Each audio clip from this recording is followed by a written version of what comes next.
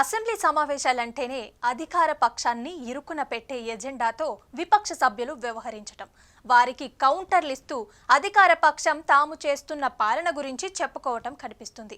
ఇందుకు భిన్నమైన scene AP అసెంబ్లీలో కనిపిస్తోంది. దీనికి కారణం విపక్ష వైసీపీ ఎమ్మెల్యేలు సభకి హాజరు కాకపోవటం, అధికార పక్ష కూటమి నేతలు మాత్రమే అసెంబ్లీకి వస్తున్న పరిస్థితి నెలకొనటం. ఇలాంటి వేళ కొందరు ఎమ్మెల్యేలు అత్యుత్సాహంతో వ్యక్తిగత ఎజెండాతో చేస్తున్న వ్యాఖ్యలు అధికార పక్షాన్ని ఇరుకున పెడుతూ ఉన్నాయి.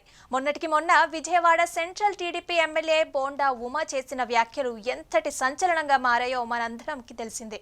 అయితే PCB pollution control board chairman మాట వినటం లేదని, తాము ఏదైనా చెబితే ఆ శాఖ మంత్రి అయినటువంటి పవన్ కళ్యాణ్కే చెప్పాలన్నట్లుగా పేర్కొంటూ ఆయన చేసిన వ్యాఖ్యలు దుమారంగా మారాయి.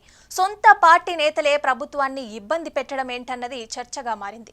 ఇదిలా ఉంటే శుక్రవారం ఏపీ అసెంబ్లీలో బోండా ఉమా మాదిరిగా వ్యక్తిగత ఎజెండాతో మాట్లాడిన టీడీపీ ఎమ్మెల్యేలిద్దరూ కూన రవికుమార్, బొజ్జల సుధీర్ రెడ్డి తీరుపై చంద్రబాబు తీవ్ర ఆగ్రహాన్ని వ్యక్తం చేసినట్లుగా చెప్తున్నారు. అయితే అసెంబ్లీ సమావేశం ముగిసిన తర్వాత ముఖ్యమంత్రిని కలిసేందుకు వచ్చిన వారిపై చంద్రబాబు తీవ్ర ఆగ్రహాన్ని ప్రదర్శించినట్లుగా కూడా తెలుస్తోంది. అసెంబ్లీలో ఏం మాట్లాడుతున్నారో, ఎలా మాట్లాడాలో కూడా తెలీదా అంటూ క్లాస్ తీసుకుంటూ అక్కడే ఉన్న పార్టీ రాష్ట్ర అధ్యక్షుడు పల్లా శ్రీనివాస్ ని సభ్యులు అలా మాట్లాడుతుంటే కంట్రోల్ చేయాలి కదా అని ప్రశ్నిస్తున్నట్లుగా కూడా తెలుస్తోంది.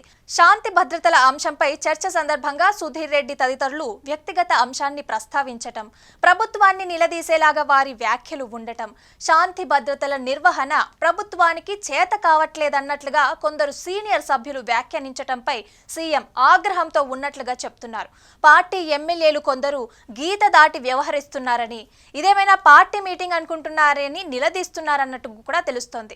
ఎంతో సీనియారిటీతో ఉన్న సభ్యులు కూడా పరిధులు దాటి వ్యవహరించటం ఏంటి, అసలు ప్రతిపక్షాల సభ్యులమని అనుకుంటున్నారా అంటూ ప్రశ్నిస్తూ వెంటనే టీడీపీ శాసన సభాధిపక్ష సమావేశాన్ని నిర్వహించండి, అక్కడే అందరికీ గట్టిగా చెప్తానని చెప్పినట్లుగా కూడా తెలుస్తోంది.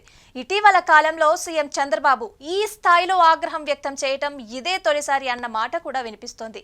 ఇటీవలి కాలంలో అసెంబ్లీ సమావేశాలలో వరుసగా చోటు చేసుకుంటున్న పరిణామాలు చంద్రబాబుకి చికాకుగా మారాయని, ఎంత ఓర్చుకున్నా సభ్యుల తీరులో మార్పు రాకపోవటం, కొత్త వాళ్ళు కూడా కట్టు తప్పుతున్న వైనాన్ని సీరియస్ గా తీసుకున్నట్లుగా చెప్తున్నారు. ఇటీవలి కాలంలో ఎప్పుడు చంద్రబాబు ఇంత కోపాన్ని చూడలేదన్న మాట అయితే వినిపిస్తోంది.